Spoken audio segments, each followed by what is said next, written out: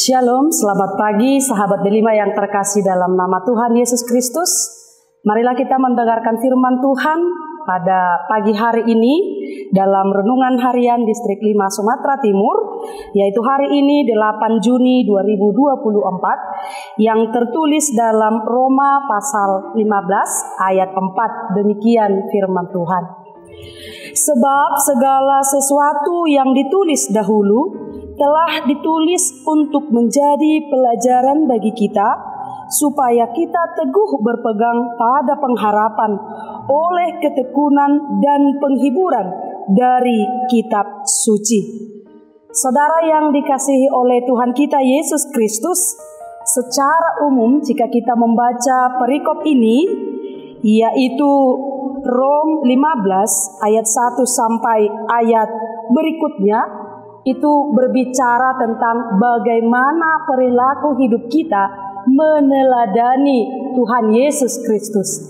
Itulah yang disampaikan oleh Rasul Paulus kepada orang-orang jemaat yang ada di Rom, di mana ada sesuatu yang terjadi di sana, yaitu ketika disebutkan, jika kita baca pada ayat 1 tentang yang kuat dan yang lemah. Dikatakan dalam ayat 1 sebelum ayat 4 ini, kita yang kuat wajib menanggung kelemahan orang yang tidak kuat, dan jangan kita mencari kesenangan kita sendiri.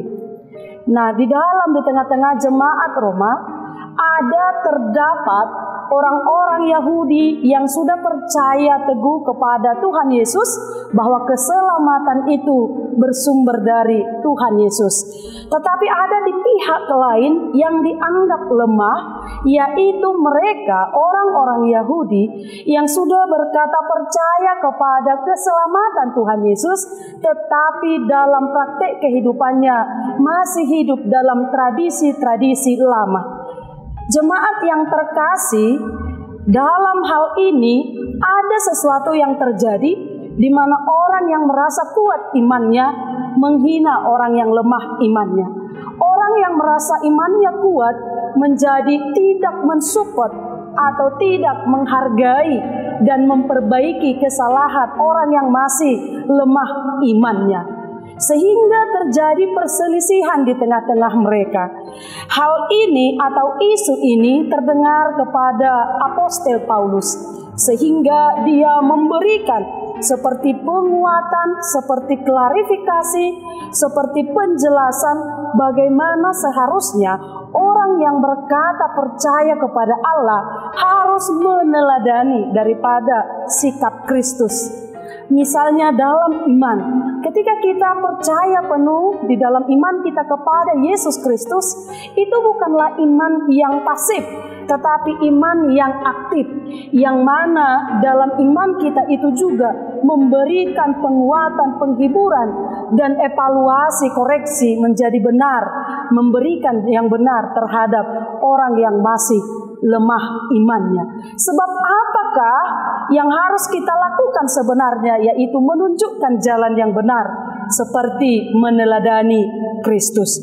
Itulah sebabnya Paulus merasa perlu mengatasi masalah tersebut, bahwa sikap menghina, merendahkan orang lain di tengah-tengah sesama orang yang saling percaya kepada Tuhan, tetapi ada yang kuat imannya dan ada yang belum, maka itu tidak diperbolehkan untuk saling menghina. Tetapi apa yang diperbolehkan, yaitu saling menguatkan.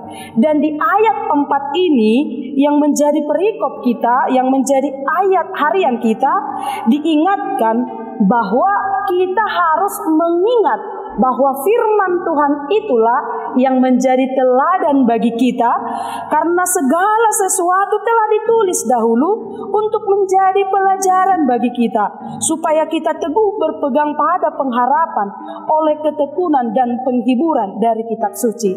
Artinya adalah kita bisa bandingkan ini dengan firman Tuhan yang tertulis dalam 1 Timotius 3 ayat 16, dikatakan seperti ini. Segala tulisan yang diilhamkan Allah memang bermanfaat untuk mengajar, untuk menyatakan kesalahan, untuk memperbaiki kelakuan, dan untuk mendidik orang dalam kebenaran. Artinya adalah firman Allah yang ada dalam perjanjian lama hingga pada perjanjian baru, semua itu berguna untuk mengajarkan yang benar, menegur atau membetulkan yang salah, dan mengajar manusia supaya hidup menurut kemauan Allah. Itulah yang diingatkan melalui ayat 4 ini. Hendaklah perangai kita itu adalah bercermin, belajar dari firman Tuhan. Sebab dalam 1 Timotius 3 ayat 16 dikatakan, apakah fungsi daripada kita mengingat, mendengar, dan menghidupi firman Allah itu? Dikatakan tadi adalah bermanfaat untuk mengajar. Mengajar itu artinya membuat kita mengetahui yang tidak kita ketahui sebelumnya. Kemudian menyatakan kesalahan.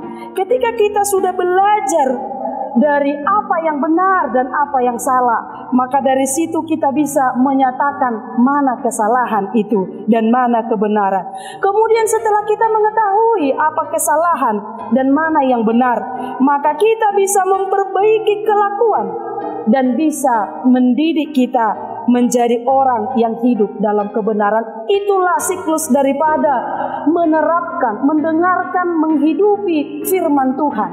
Nah, ketika berhadapan dengan orang yang belum kuat secara iman, maka kita yang membaca firman Tuhan, mengimaninya, memiliki iman yang kuat.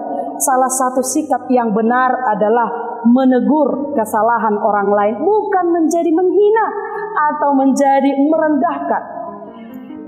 Sahabat delima yang dikasihi oleh Tuhan Yesus Kristus, janganlah kita menganggap bahwa Alkitab ini atau Bible kita, Holy Bible kita itu hanya sebuah tulisan kuno, tidak.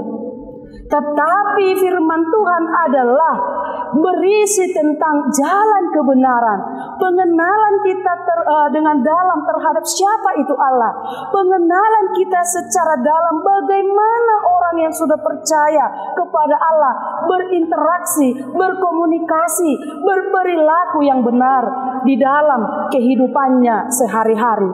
Karena itu firman Tuhan itu haruslah menjadi dasar bagi setiap kita bertindak, bagi setiap kita mengenal Allah, bagi setiap kita untuk melakukan segala kegiatan kita di setiap waktu di dalam kehidupan kita. Itulah sebabnya jika kita juga mengingat yang tertulis dalam Mazmur 119 ayat 105, firman Tuhan itu berguna sebagaimana dikatakan, firman-Mu itu pelita bagi kakiku dan terang bagi jalanku. Orang yang mempercayai firman Tuhan itu adalah pengajaran yang kuat, yang mendalam untuk iman kita. Maka firman Tuhan itu menjadi pelita bagi jalan kita, terang bagi jalan kita.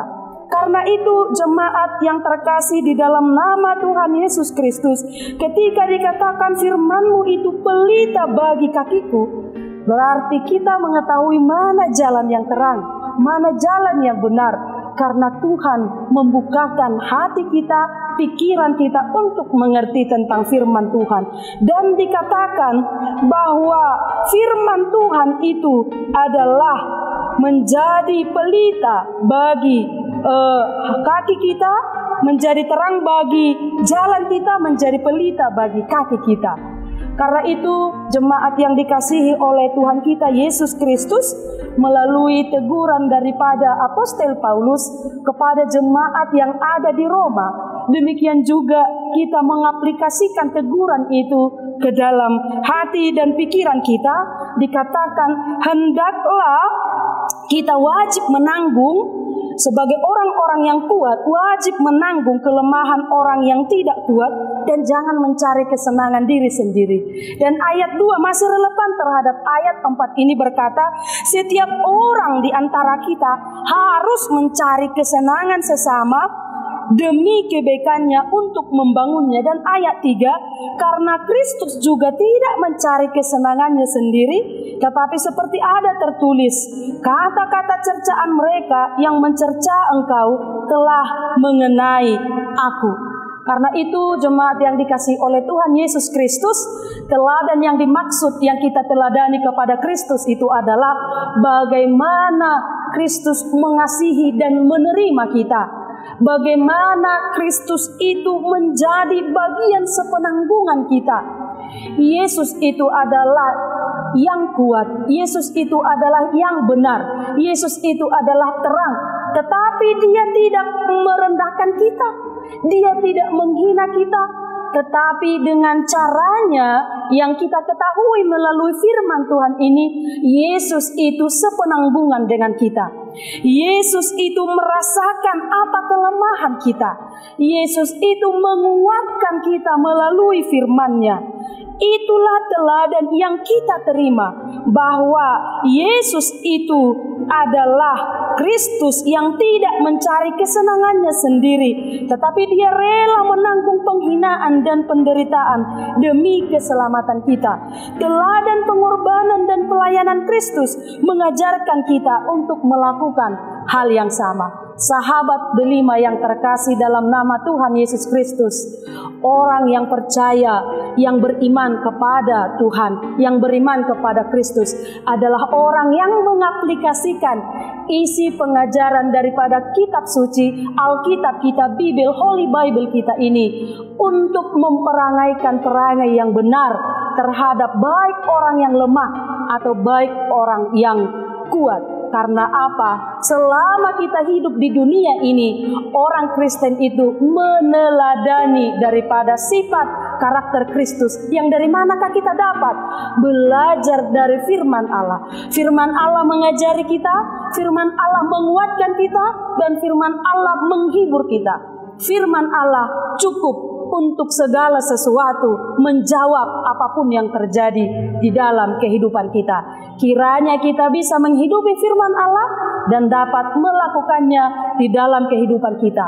Karena sesungguhnya yang berbahagia adalah orang yang mendengarkan firman Allah dan melakukannya di dalam kehidupannya sehari-hari. Amin, shalom, selamat beraktivitas. Tuhan memberkati.